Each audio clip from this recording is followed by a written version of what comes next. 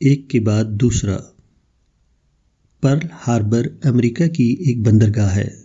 دوسری جنگ عظیم کے زمانے میں یہاں امریکہ بحریہ کا زبردست فوجی اڈہ قائم تھا۔ 7 دسمبر 1941 کو جاپان نے اچانک پرل ہاربر پر بمباری کر کے اس کو تباہ کر دیا۔ امریکہ کا جرم یہ تھا کہ وہ جاپان دشمن طاقتوں کے ہاتھ فوجی ہتھیار فروخت کرتا ہے، مگر جاپان کے اس جنگی اقدام نے مسئلے کو اور زیادہ بڑھا دیا۔ اب امریکہ براہ راست جنگ میں شریک ہو گیا۔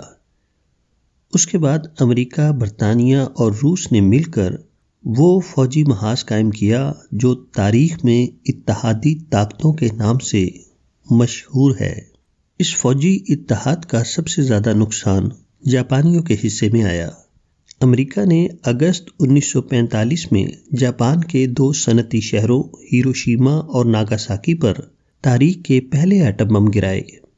جاپان کے دونوں صنعتی مراکز بالکل برباد ہو گئے اور اسی کے ساتھ جاپان کی فوجی طاقت بھی۔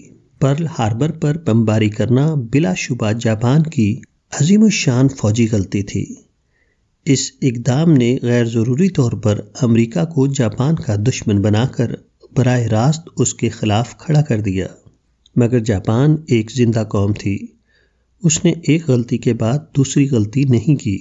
اس نے نئے حالات کو تسلیم کرتے ہوئے اس سے لڑنے کے بجائے اس کے ساتھ ہم آہنگی کا طریقہ اختیار کر لیا۔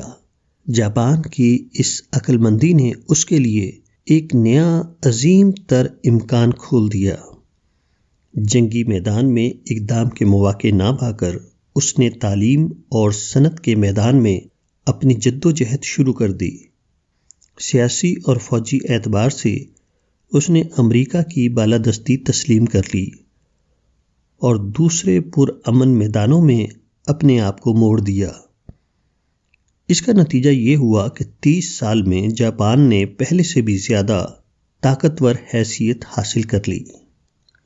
اس واقعے کا ذکر کرتے ہوئے ایک مبصر نے لکھا ہے، یہ پرل ہاربر کے واقعے کا بڑا عجیب اختتام ہے، مگر تاریخ میں اس طرح سے راستہ نکال لینے کی بہت سی مثالیں ہیں اور شاید پرل ہاربر ان میں سے ایک ہے۔ باہوالا، ہندوستان ٹائمز، 30 نومبر 1981۔